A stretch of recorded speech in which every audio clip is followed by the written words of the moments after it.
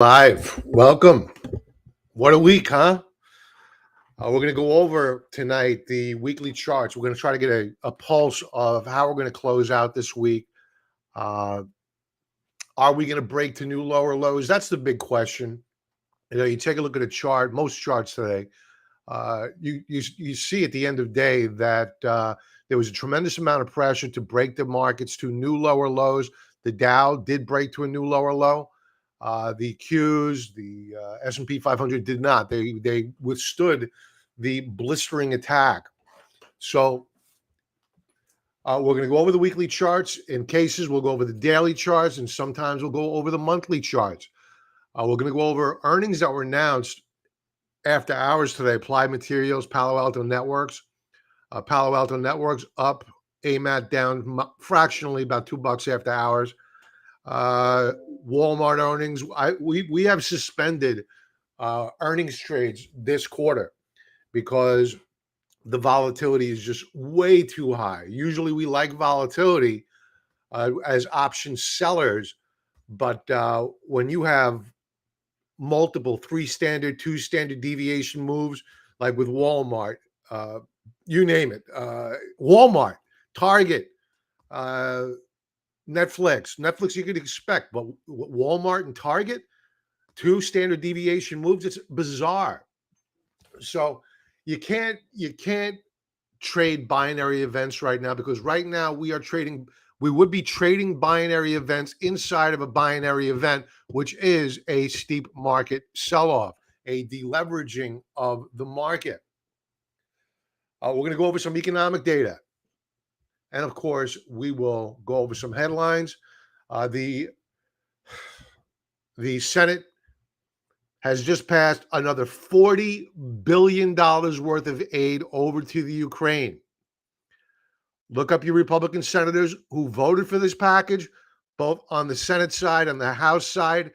Rhinos, get rid of them, priming them out of the office. I live in the I guess I'm a blue state. I doesn't make sense. Red is communist, red is Democrat. I don't know why my state is a blue state. It would be like a liberty type color. But I have nobody to vote out here. They're all communists. So if you live in a state where you have a rhino, get rid of them. Go rhino hunting. Let's go to comments. Let's let people filter in here. Franklin, hello, sir. Pete, hello. Talon. Donnie, welcome. Franklin being the gentleman as always. Okay. Let's get to earnings. So AMAT replied. Reported after hours. Palo Alto Network reported after hours. Let's see how they're doing after hours. And we'll see how the market is responding. AMAT closed at 110.74. Last tick 108.48. The headline that grabbed me was that their EPS was worse than expected for Q2. And this is the biggie here. Forward-looking Q3 EPS sales guidance below analyst consensus. So, we're not seeing a big weight on the market. I'll go to the chart of the market and its reaction to AMAT's earnings. I will go to Palo Alto Networks first. Palo Alto Networks, a good report. They are up significantly. The market makers had expected a move on Palo Alto Networks of about $50. I would normally have doubled that. This would have been a profitable trade. We would have made a lot of money here. But again, we suspended options trading on earnings for this quarter.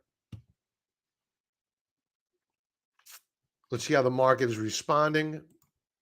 Trip Qs up top. They are drifting higher in the after hours session. Volatility lower right here is trading lower. S&P 500 in the apex of this triangle formation. These are 15-minute charts. Dow Jones Industrial Average drifting up. It's actually up slightly, fractionally after hours. So no real response to the AMAT earnings.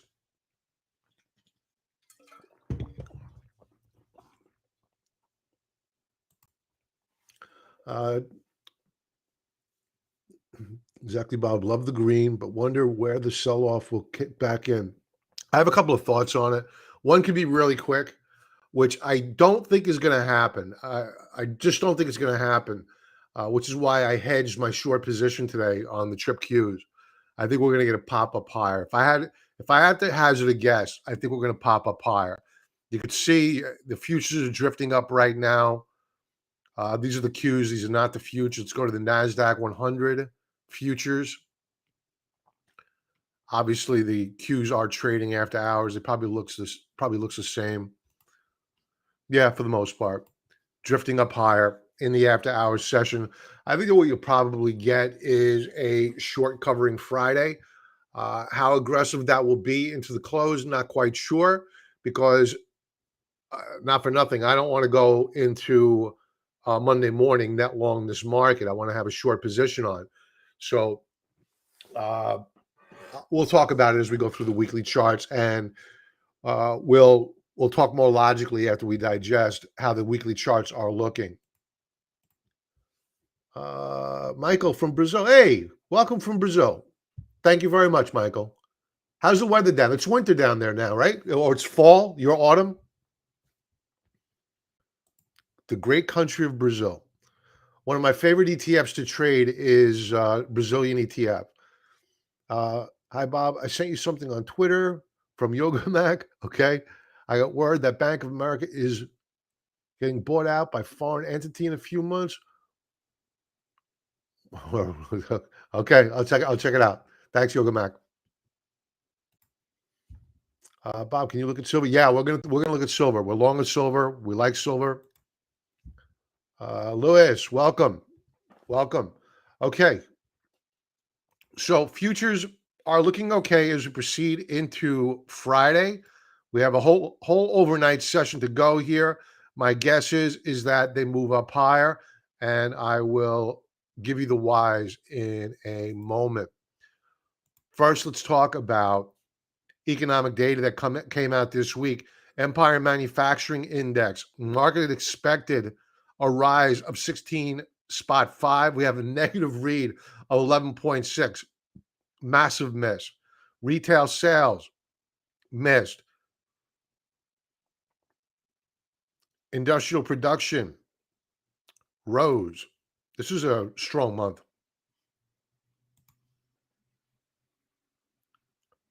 Business inventories rising.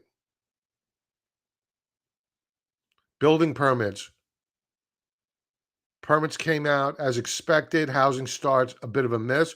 Remember, when you look at these building permits, just because a builder is granted a permit doesn't mean they don't have to break ground. They can wait until the next economic cycle.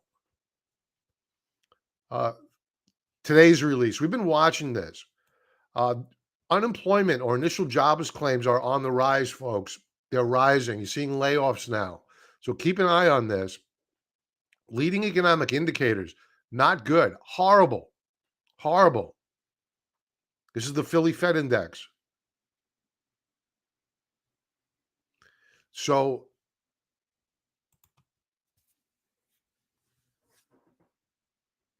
the way we need to interpret data, this negative data, is through the lens of bad news is good news. Bad news is good news. It doesn't make sense. It's sick. It's perverse, but it's Wall Street.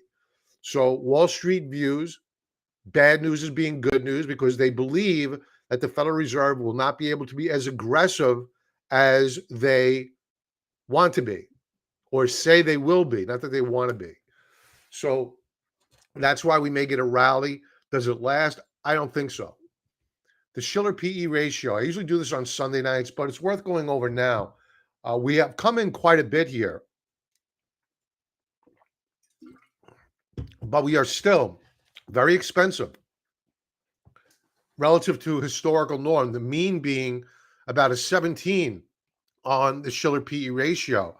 And the way these corrections work, these bear markets work, is that you never go to fair value and stop and then you go back up again. No, it's a pendulum. In a bull market, it swings too far to the upside. In a bear market, it swings too far to the downside. Now, where we want to begin buying aggressively for as an investment, this is not an investable market right now. This is a trader's market. And where we want to buy for an investment is as we break below historical trend in white, just as we did back here, 2010, just as we did back here in 2000, stocks became cheap. So that's what we're looking for before I say, okay, this is an investable market. Let's start dollar cost averaging into this market.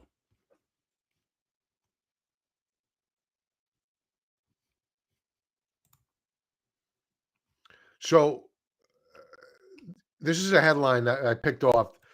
This should set off alarm bells across all industries. House passes fuel gouging bill. So what this is setting the stage for, get on the phone with your senators. I don't think this will pass the Senate, but I don't trust any of them.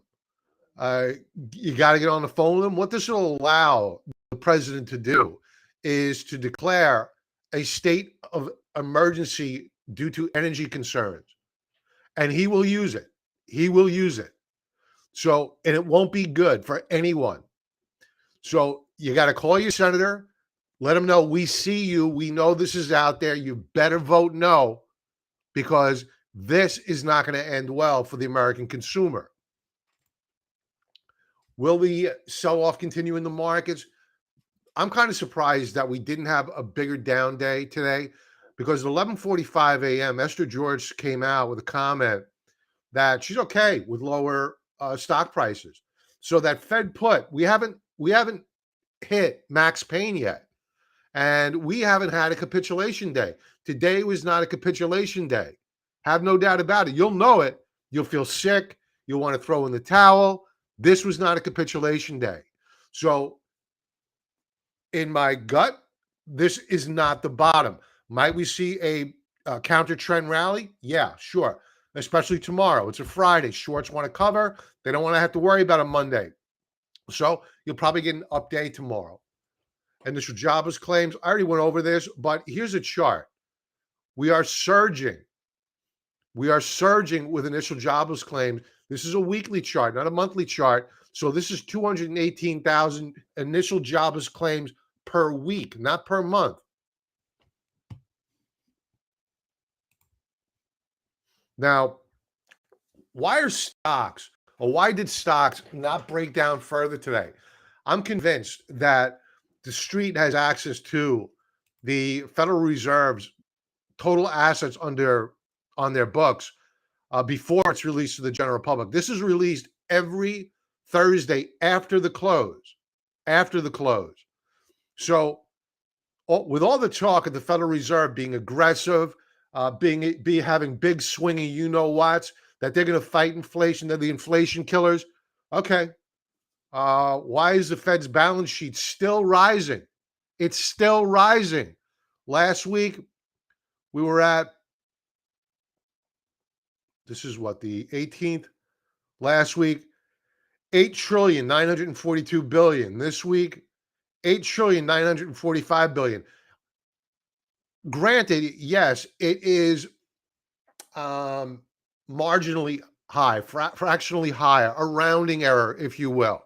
But note how the rounding errors usually only go to the upside. So were this to have rolled off, I think that today would have been an entirely different day. Were we to have put in a new weekly lower low on the Fed's balance sheet, that would have spelled trouble. So I'm convinced that the market or the players, the whales, have access to this information prior to its release. And it's probably one of the reasons why you're seeing after hours, Nasdaq futures up a third. Dow futures, that's the DIA. That's not the Dow futures.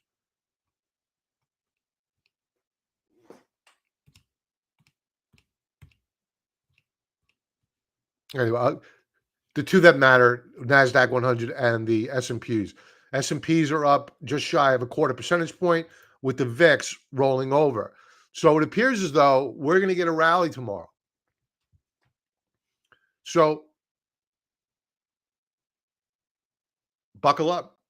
Bear market rally. Good time to short. So we have a lot of problems out there in the distressed bond market. High yield debt is tanking. And add to that, pile of troubled debt in America's spikes nearly 70% in a week. This is corporate bonds, and you can see that we are spiking up high with the amount of debt that is deemed to be distressed. So this trend has been going on for quite some time, but now we're spiking out quite a bit. This was posted on Twitter by somebody I follow. I forget his name, but the purpose of this post was to articulate that 6 to 12 months, even 3 months after a sell-off like this, you generally have a higher market. I take exception with that. I don't think that this is your typical correction. I don't think that this is your typical bear market.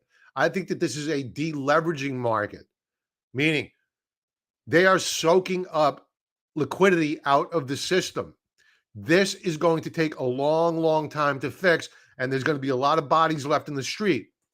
So I'm of the belief that we have just begun to sell off. Now, take note of other periods where we've had deleveraging, where we've had PEs at historical highs where we are or where we have been recently and where we remain. That was 2000 right here. 12 months later, we were down 21.9%. So I think that we are going to be in a bear market similar to 2000, not 1990. That was the S&L crisis, I believe. It wasn't a macro event like we're going through right now. It wasn't global. Another one that's consistent with today, 2008, where 12 months later, we were down nearly 27.5%. So I think that we can't get lured into a false sense of security that this sell-off is over simply because we're probably going to have an update tomorrow. Usually in markets like this, you get a vicious counter-trend rally, and then it's sold into. So don't get too aggressive with chasing this market. Where I think we should be looking is with gold, silver. Here's a chart going back to 1993. 1 month smoothing mechanism, rising lower band of support. We bounced off of it this week. Now, I'm not convinced that gold is done with its drama. The monthly chart, which I'm going to go over in a moment, is constructive. It's a lot better than what it was, but I have been concerned about it. We have a few trading days left to go for it to recapture some serious support levels, but gold at current appears to be a safe haven, along with the gold mining stocks bounced back handsomely today, along with the silver mining stocks. Silver, we're going to go over those charts in a moment. So let's get to the weekly charts. Let's go to some comments first. Can we anticipate stocks like Cisco, Target, Walmart to be fought for by institutions, or are they out of their paper? No, I think names, those are go-to names. I think that they have we're long of Walmart right now. We're long vis-a-vis. We sold naked puts on Walmart at the 215 strike. 215 or 115? I think it's 115. Here, I have the chart up here. 115. I don't know why I'm thinking two. At the 115 strike, where we have historical support. So I wouldn't have opened up that trade if I didn't think that we were not going to have a healthy bounce. Because when you take a look at a daily chart of Walmart, you bring up the RSI.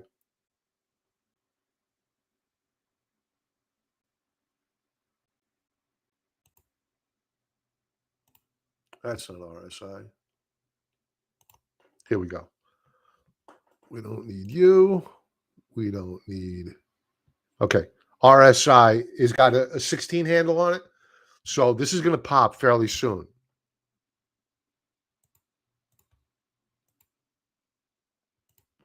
So I like it.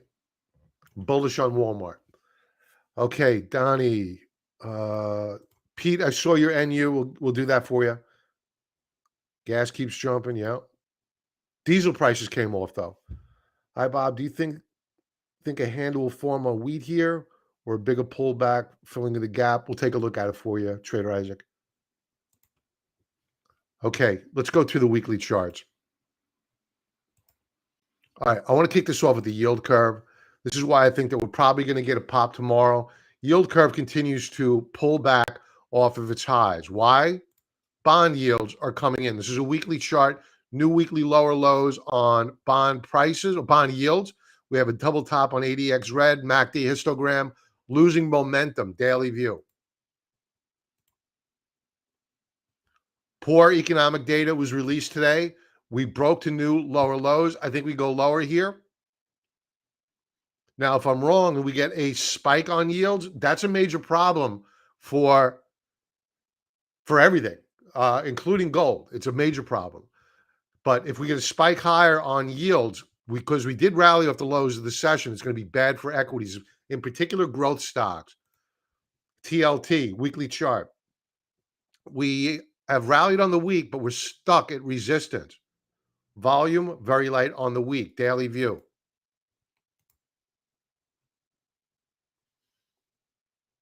So we broke out. We put in a higher low. Let's take our crayon out.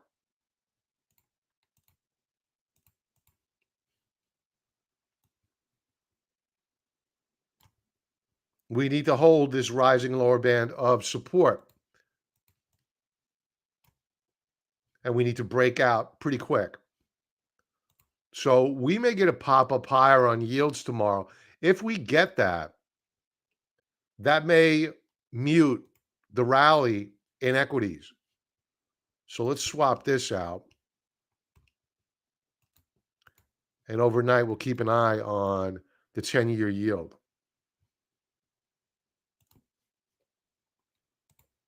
The tips, Treasury inflation protected securities, nothing to talk about here. Dead cat bounce.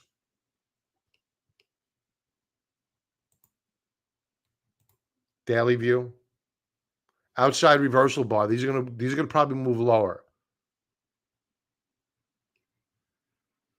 Probably gonna move lower. The dollar, a huge tank today. Why did the dollar tank today? Well, first off, it was overbought. I've been talking about the overbought condition on the dollar for several weeks now. I've been bearish on it. I've said that this is unsustainable, that we opened up this month up and into the wick of the prior peak, and this is probably going to be a double top. Let's take our crayon out. So if you're wondering why gold rallied today, look no further than the dollar and yields. And the dollar can fall a pretty long way here before hitting support. I think we're going to probably bounce at the 27 mark on the dollar bull ETF. All right, so why do I think we're going to rally? This is where the rubber meets the road. And remember, one trading day left to go, right? A lot can happen here. Now, the VIX weekly chart is pretty bullish, right? It's a indecision bar. We can go either way. Where this would be Friday and the end of business. We're having a cocktail right now talking about the markets. The VIX comes up. You're asking me which way do I think the VIX is going to go next week? I would say it's probably going up higher, but I don't know. It's an indecision bar, almost a doji formation. But on a daily time frame, the VIX did not have a good day today. It's a bearish key reversal day. Therefore, we're probably going to move to lower lows day over day. Now, they could easily rally the futures, then rally the market in the morning and sell it. They could fade it, and the VIX could come roaring back. That's why I always like to say, one trading day left to go, a lot can happen. So we don't know how we're going to close out tomorrow. The only feel that I get right now is that we're going to have a strong opening. Do we hold those gains? Not quite sure. The reason why I'm pretty skeptical about the overall market is that when you take a look at the Dow transports, this is what I always talk about with members, is that you need a canary in the coal mine for equities. And I always use the Dow transports because the Dow transports, if you have an early stage recovery in the transports, that probably means that the economy is beginning to pick up steam. We're not getting that. What we're getting is a breakdown on the transports. Stocks like Union Pacific breaking down. Why? Horrible economic data. Walmart, the impact of negative earnings reports out of Walmart and Target killed the trucking index. Let's bring it up.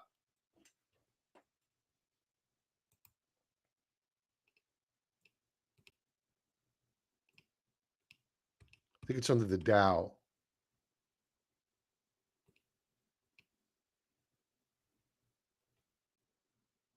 That's manufacturing. Here it is. That's the transports. Where's the trucking?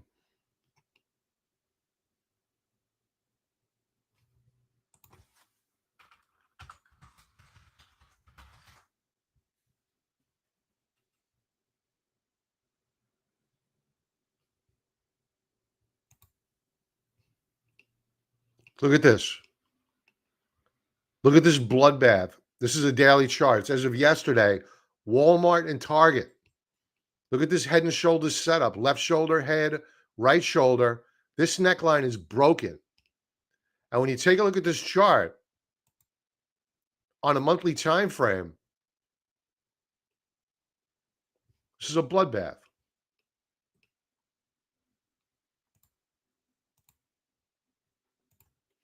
And with forward-looking guidance on these names being so weak, meaning Walmart and Target being so weak, why would this index bounce back anytime soon? Their forward-looking guidance is horrible. If they had positive forward-looking guidance, that would have been a positive for the trucking sector. There wouldn't have been such a bloodbath.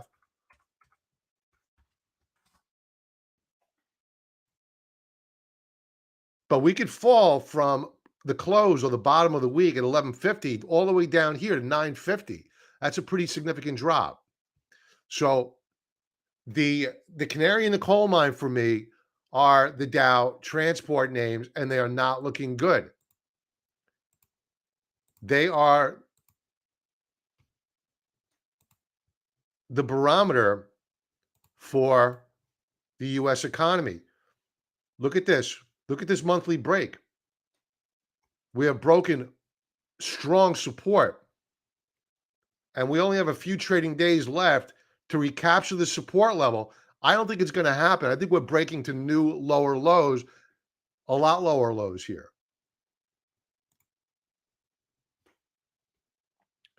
Dow Jones weekly chart. Now, we took out the lows of the month today. Apple did as well.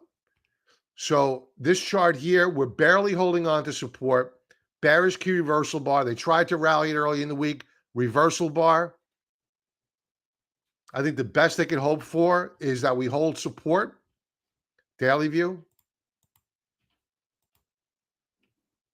Stokes continue to roll over. We need to hope, and hope is not a strategy. We need to hope for a higher low. Because I'm telling you right now, we roll over and break down below the 20 mark yet again, it's going to be a bloodbath. But on the day, even though we closed down, we did close down below the prior low. Even though we closed within the wick of the lows of, I'll get the date in a second, of the 12th. It's still not a good event. But I think that given that we ended the day with the doji star formation, the doji star formation is a signal of indecision. Now, I've mentioned so far, and I'm going to do a plug here. It doesn't cost you anything. I've mentioned so far, for those that are new to technical analysis, or you want my interpretation of what the best candlesticks are, I've already discussed the Doji Star formation and the bearish key reversal. I have a tutorial, 5-part video tutorial below, my top 5 favorite candlestick patterns. So it's free. I don't charge you anything. Just enter your email address. You get it for free. It's down below. So I think we're going to pop here. Does it hold? I don't think so. When am I wrong? I'm wrong when we have the ability to close up above this upper band of resistance in blue and close above 32,750. That's a long ways away. Till then, we have more pain to go. S&P 500. I mean, we broke support last week, and this is classic. And this is why I think we're going to get a continuation breakdown next week. I talk about if you've been watching me, or especially if you're a member, you know exactly how I look at charts. When I look at breakdowns and I look at breakouts, I must be like nails on a chalkboard with how much I say. We're always looking for the retest. Always look for the retest. And we got the breakdown last week. We had a short position, not a significant short. We have a much larger short position now because we have retested what was support here. The week of May the 2nd failed to hold last week, and they failed to recapture it this week. So if we fail to recapture that support level by the end of business tomorrow, the bears are still in control of this market. The probability of a continuation breakdown next week or the week thereafter is very high. The path of least resistance at current is to the downside. Daily chart. You know, before I go to the daily chart, I do want to say that these stochastics are oversold, but they can go lower. Like back here, 2018, significantly lower. What was the low of 2018? Why did this sell off in 2018? Yields were pressing up higher. Around 3.24. We're just shy of that now, but this time around, we have an additional $10 trillion worth of debt. So if yields continue to press up higher, look out below for this market. The trip Qs. Similar to the S&P 500 in that the Qs are lagging the S&P 500, meaning the S&P 500 broke down last week. The Qs are breaking down this week. Remember, last week, the Qs got salvaged at the end of the week. This week, they may get a pop or they may not. We don't know. But if we close down below this support level at around 295, expect a rally early next week in an effort to what? To retest, in an effort to recapture that support level. My guess is that it fails and it fades. Volume is going to come in at about average, but significantly lower than recent weeks, to be fair. Daily chart. Stokes rolling over. Again, you got to hope for a higher low here. Does this break?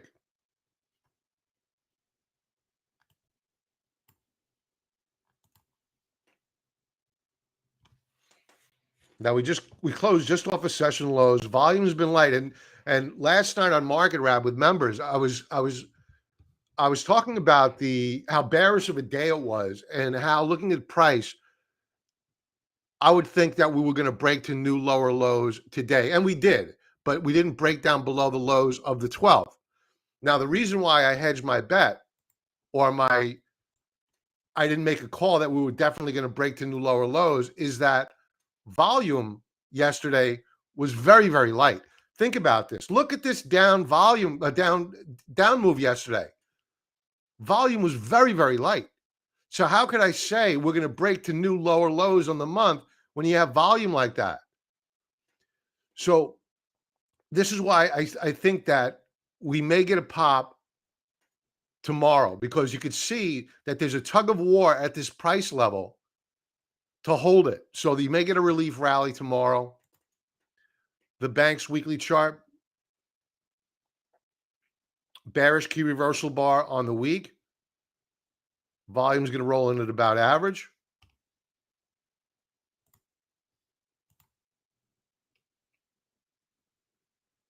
Not a great day, not a horrible day. Volume was below average today.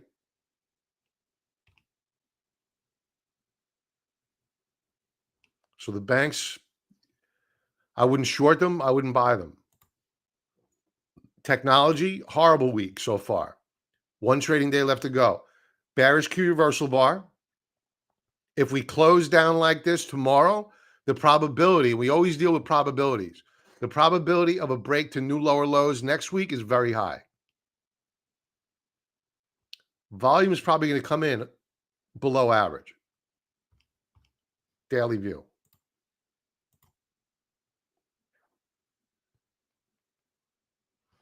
We're teasing this lower band of support.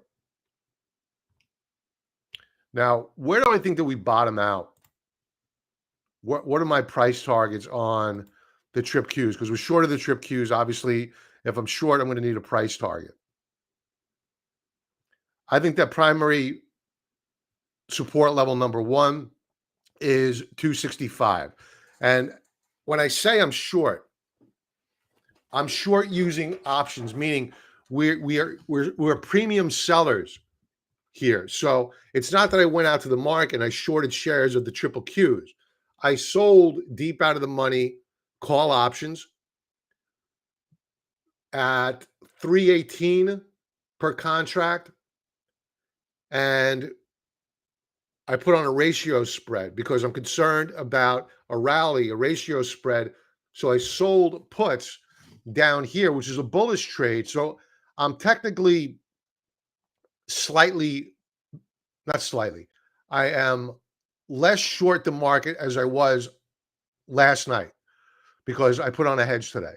And we sold premium at the 260 strike, the puts, and that brought us in cash flow both from the call side and to the put side. And if we rally tomorrow, I'll probably book profits on that put side trade.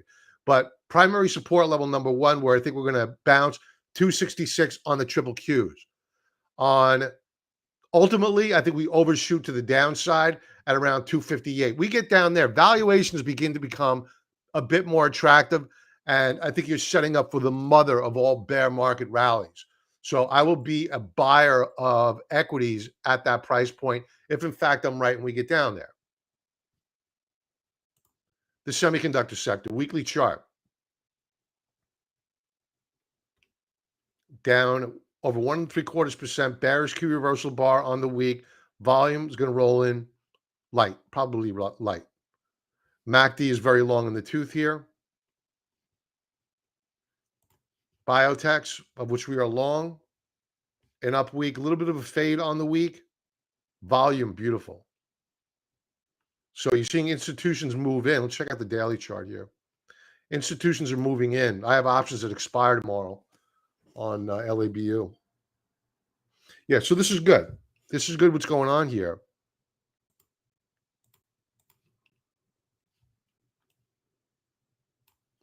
So what we have is a breakout. We broke out here, failed yesterday, today, reversal bar. Great volume today. So the lows may be in for LABU. This is a leveraged ETF, very volatile, not for the faint of heart. We trade it all the time. Energy. So energy is looking kind of toppy here. And before we go to energy, let's take a look at oil, because they trade tick for tick. Oil was up today.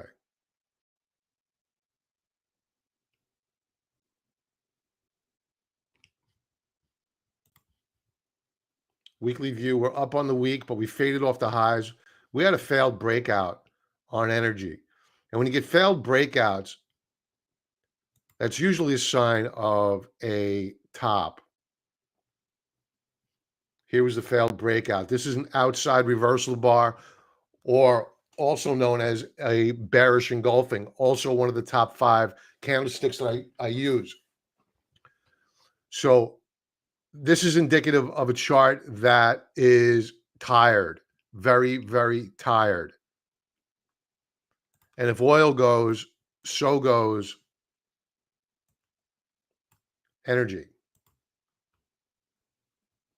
Now you may be saying, why would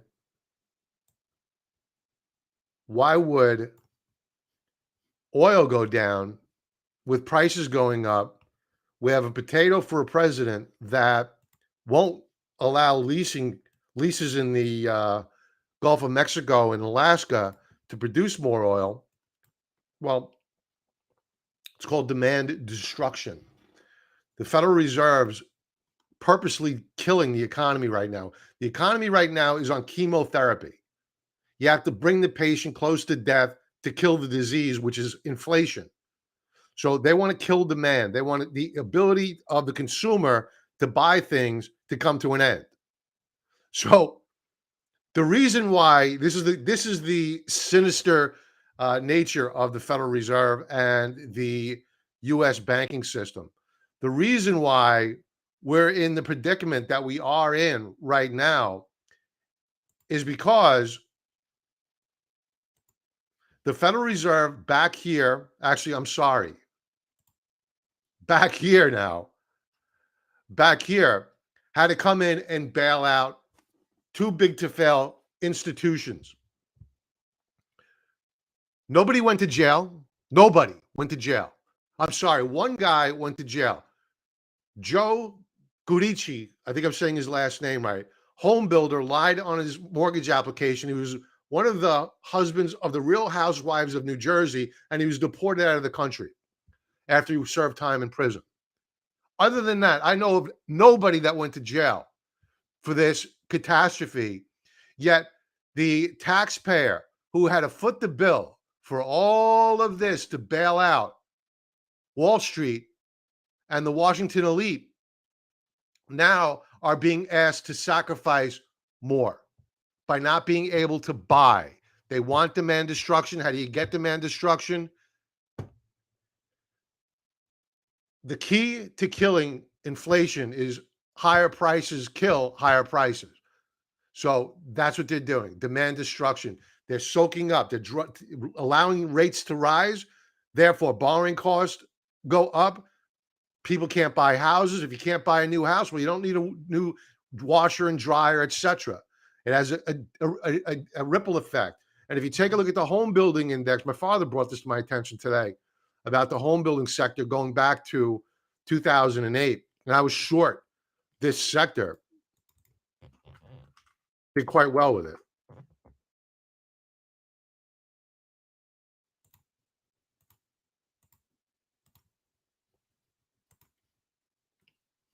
It's falling apart. It's in bear market territory now. So what does this impact? Lumber prices, copper prices, your local neighborhood delicatessen where the construction workers may go and get a sandwich for lunch and breakfast.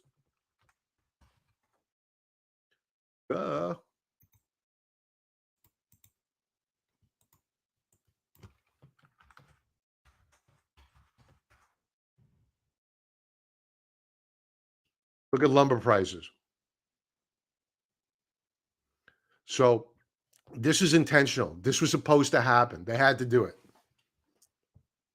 But of course, as usual, we the people suffer. Let's go to some comments. Franklin and DBA, you got it, pal.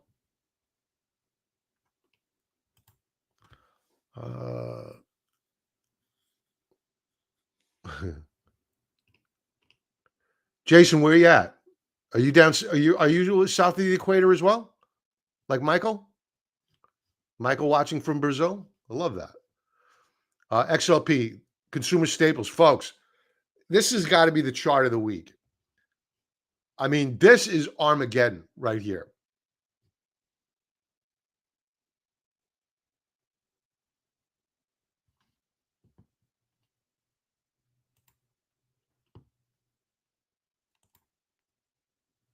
Lewis, we're going to do wheat. Yep.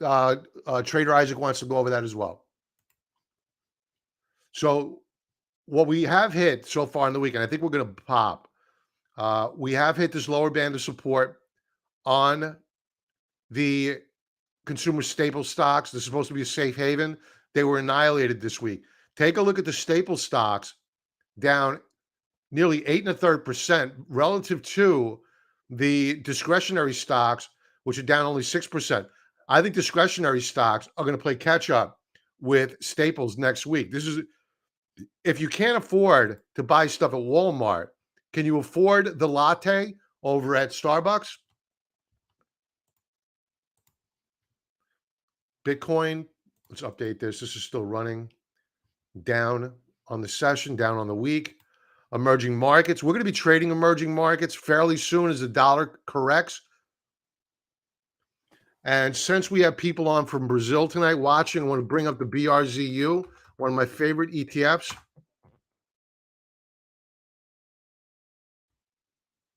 Looking interesting. Daily view.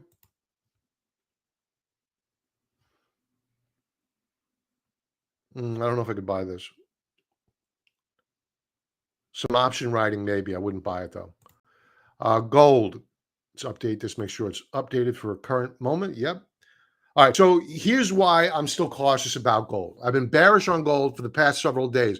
In fact, I sold some gold mining stocks yesterday, a portion of the position. I bought it a couple of weeks ago on the dip, got rid of it yesterday. I'm willing to pay higher prices for the probability of being right.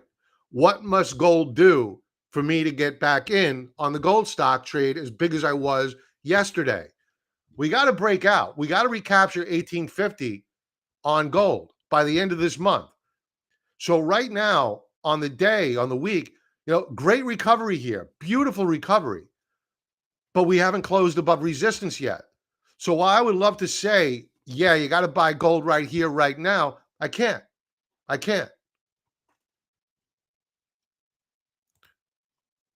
Because what I'm looking at is the monthly view. And on the monthly view on using a line chart, we are pretty much back to where I want us to be. But when you take a look at it from a candlestick view, which I have different parameters set up for support levels and resistance levels, you take a look at that chart, and we have a breakout point failure, meaning we broke out here back in March. We have broken down below it this month. That's no bueno.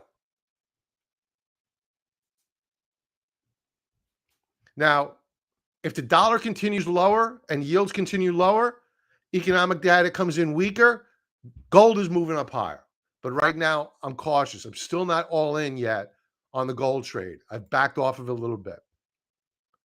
Silver, awesome week. Awesome. We own this.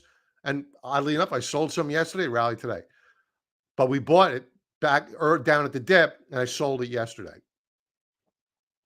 So we still made a profit.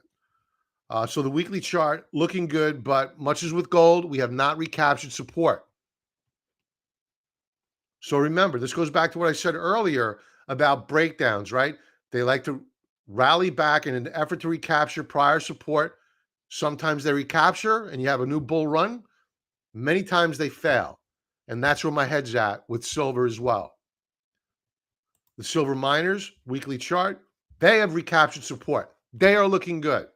So I'm optimistic about silver if the silver miners have been able to recapture support. But remember, one trading day left to go. Let's go to chart requests. Let me get my handy dandy notepad out.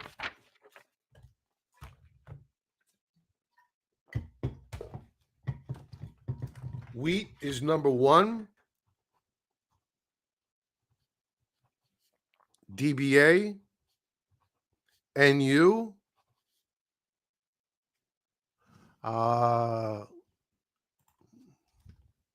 Donnie, sector rotation after energy tops, bear market should point to what other sectors? Finance, utilities, healthcare. Healthcare, yes.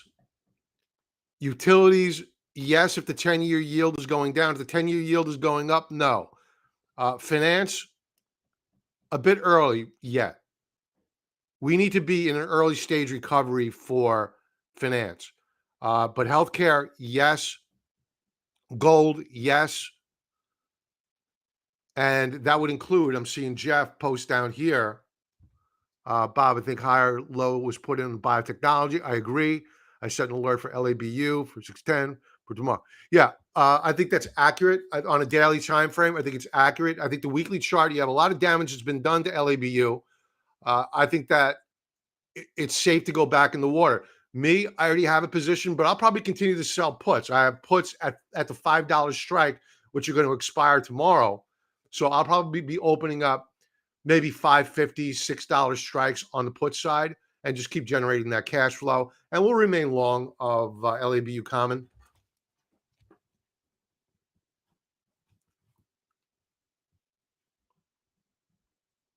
I'm just looking to see if I missed anybody's requests here.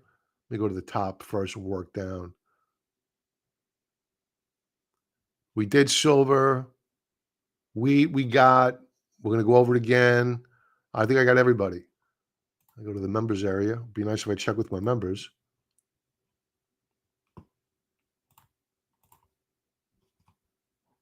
Larry, Rio.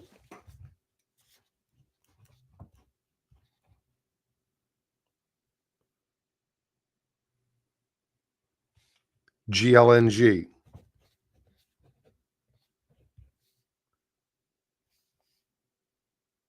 Tesla. Okay, let's do it.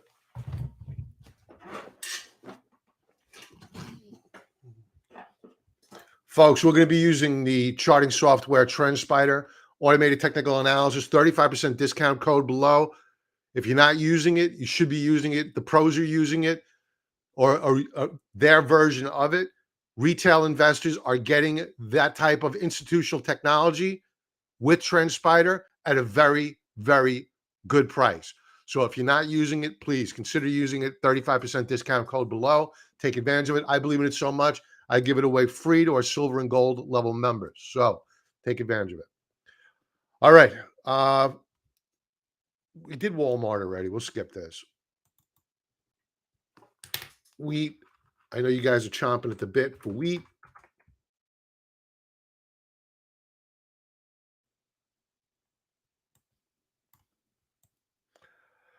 I see what you're saying about the filling of the gap.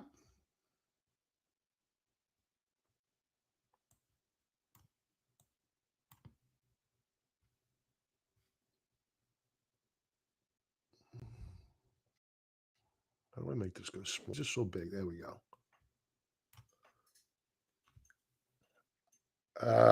I think you need a retracement here. We bounced off of the VWAP in orange, but you have resistance above. You know, I'm not saying that this is going to go down. This is a daily chart. Let's go to the weekly chart first.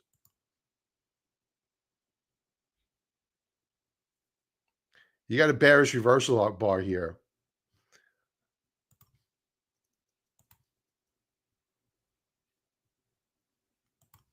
So there was our breakout.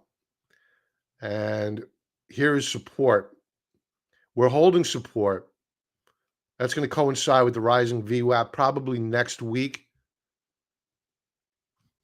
Let's go back to the daily chart. The Stokes still look good. RSI still looks good. So momentum is still there. Not a bearish reversal bar, but we faded off the day today. So you have resistance immediately above. And this is the automated trend lines, right? Click of a button. The computer does this work for you. Bam. So the system's telling you, you can't buy this right now. You got resistance immediately above. To your point, I think it was Trader Isaac that made the point that was it Trader Isaac? Handle will form wheat. Oh, I see. Yeah, gap fill today. I knew I saw something about a gap. Yeah, so I think that we have filled the gap. And yeah, I think it's a valid point that what you're saying is that we could be forming a massive cup with downward sloping handle formation. So you don't want to buy it now. For those of you that are not long of it, you wouldn't want to put on a position right here, right now, because it's coming under pressure and you're at resistance. You want to wait for that downward sloping handle to form and then wait for the breakout above the upper band of that handle. So I could see a couple of handle formation coming into play here.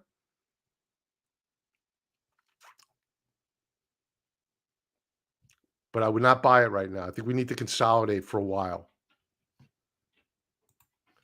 And I'm going to go to DBA now because obviously DBA is a food. Last I remember, this closed up today.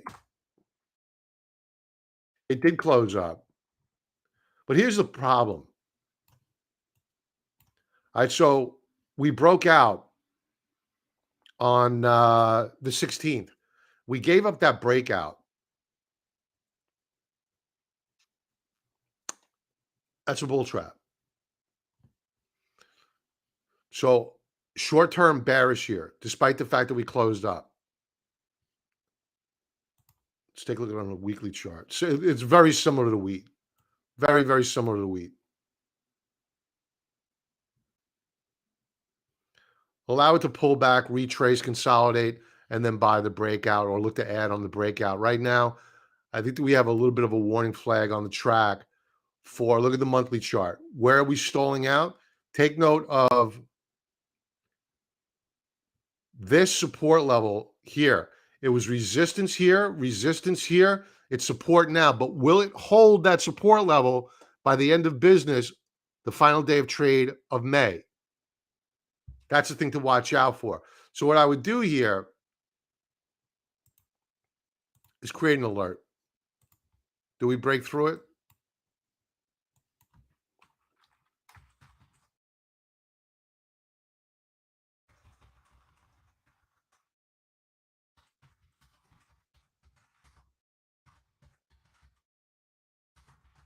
I wouldn't short it. Doesn't mean it's a short. It's just a watch out.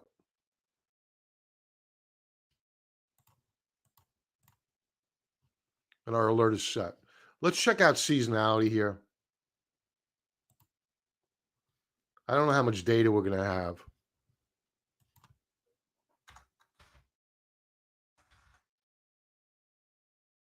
Goes back to 2010. Good amount of data. We are here. So we are in a seasonally poor time of the year. Generally trading up less than 50% of the time. And as you get into September, it's the worst month out of the year. And then October is good. And then you have you want to buy it aggressively in November, hold it through February. Excuse me, February.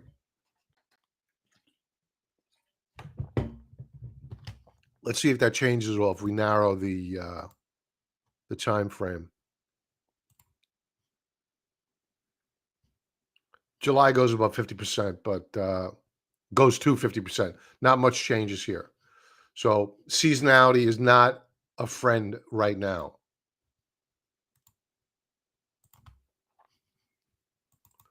Let's take a look at Nucor. Well, New Holdings. I thought it was Nucor.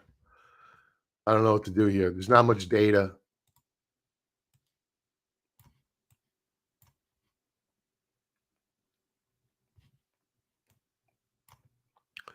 The one optimistic thing I'll pick off here for you is that we didn't put in a new weekly lower low. They did attempt to break it out, but there was a rejection. Daily chart. It broke out today. I've never looked at this company. I don't think I have. I didn't draw these lines with the exception of this dashed one here. This is the algorithm. We broke out above my resistance level. We broke out above the one in blue. I think that this is probably going to push up higher. I like the RSI, higher lows. I like Stokes, higher lows. Looking good.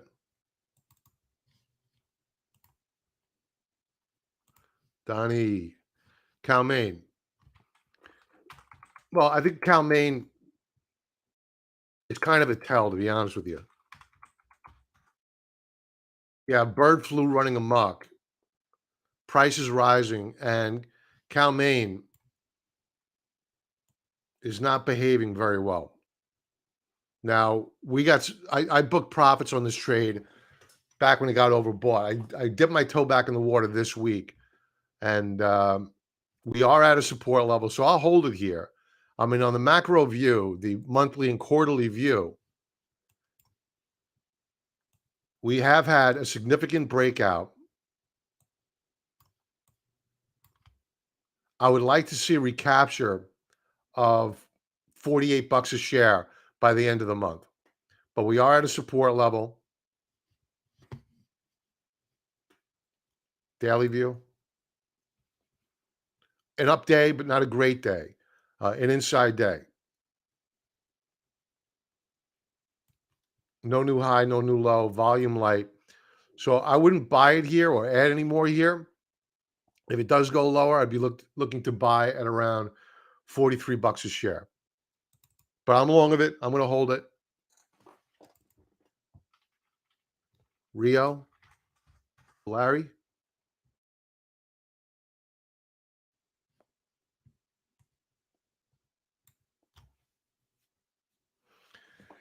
You know, commodities are coming under pressure.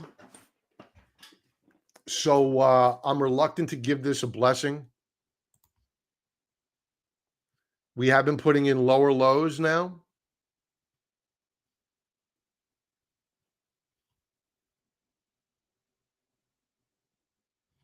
We had a doji star formation yesterday. Let's check out the raindrop charts.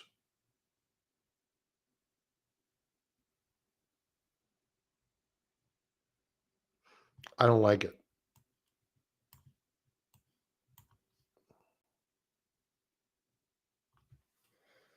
I don't like it.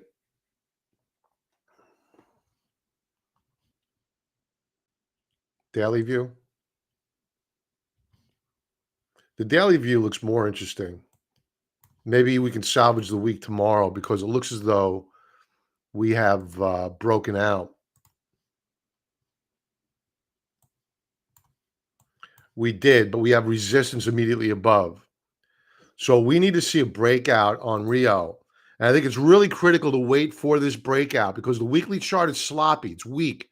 So if we fail to break out above resistance, then I think we're going to pull and we're going to break down to new lower lows.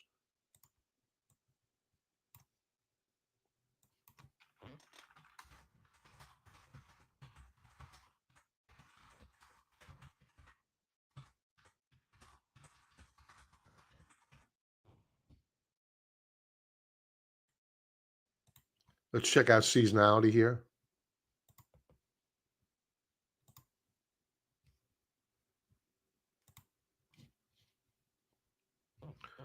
Going back to 2010, July is a strong month. June is an okay month. May is the worst month out of the second worst month out of the year.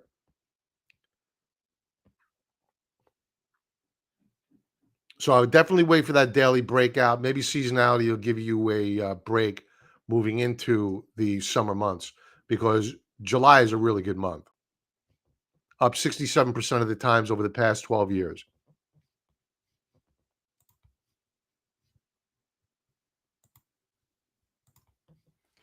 What else do we have? Tesla.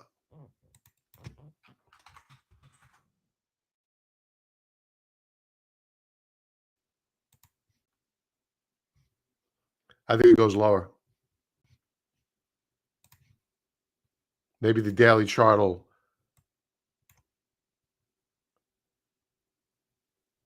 change my mind, but it doesn't look good. Weekly chart, we're holding on to support. If this breaks, we're going a lot lower. Not a bad day today. Doji star formation today.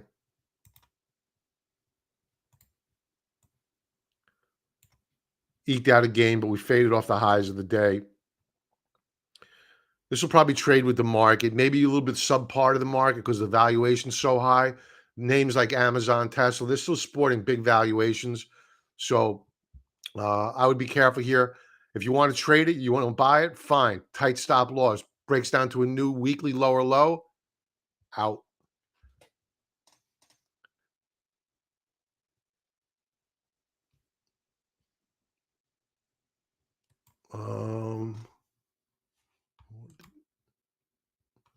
William, hey Bob, have you tried TrendSpider Go indicator yet?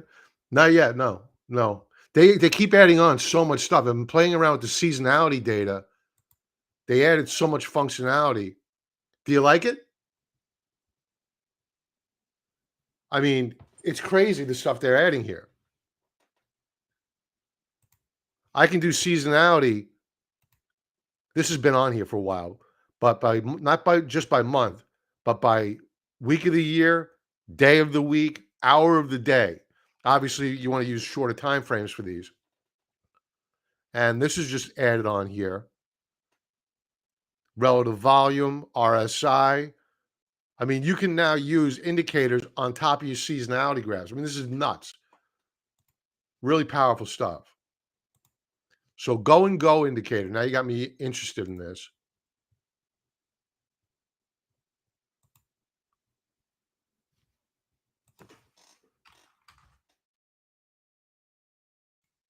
Go trend.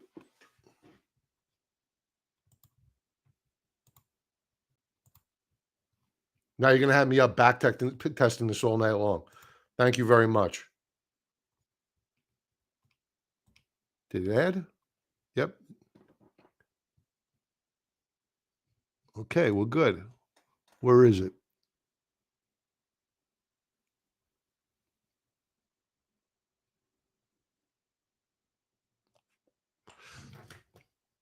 My only complaint about TrendSpider is the size of the font. They ought to give you control over that. Otherwise, I love it.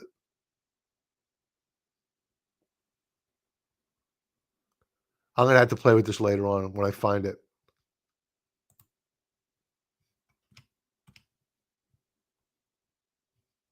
I don't know if it took. I'll play with it later on.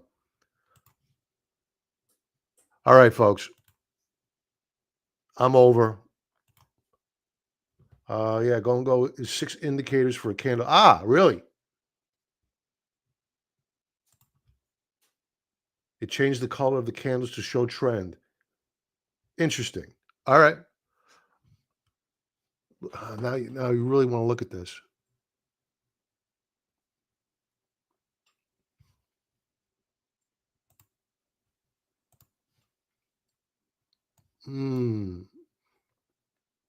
Go. Where? You know what? I'm going to do best stock charts this weekend, and I will feature it after I learn how to use it. I don't know if it took on my indicators. I don't think it did.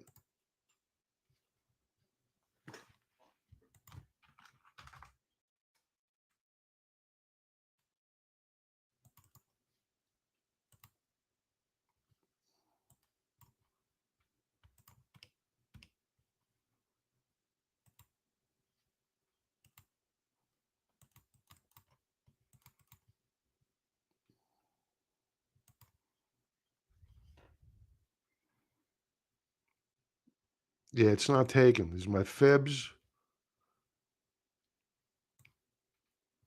I'll play with it later on. It could be on this list, and I just can't see it right now. All right, folks.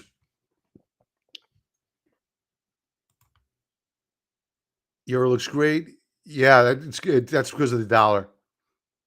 They have an article for it. Cool. I'll check it out. Thanks for bringing it to my attention, Will. Good for metals. The declining dollar, yes, very good for metals. Donnie, thanks for being here. Appreciate it. Sorry for the. My life is a rabbit hole. Don't worry about it. As soon as I start learning something new, I have to master it. So it's just a thing that I have. It's obsessive compulsive disorder, I think it's called. All right, folks. Everybody have a great night. Thanks for being here. Smash the like button. Take care. Be well.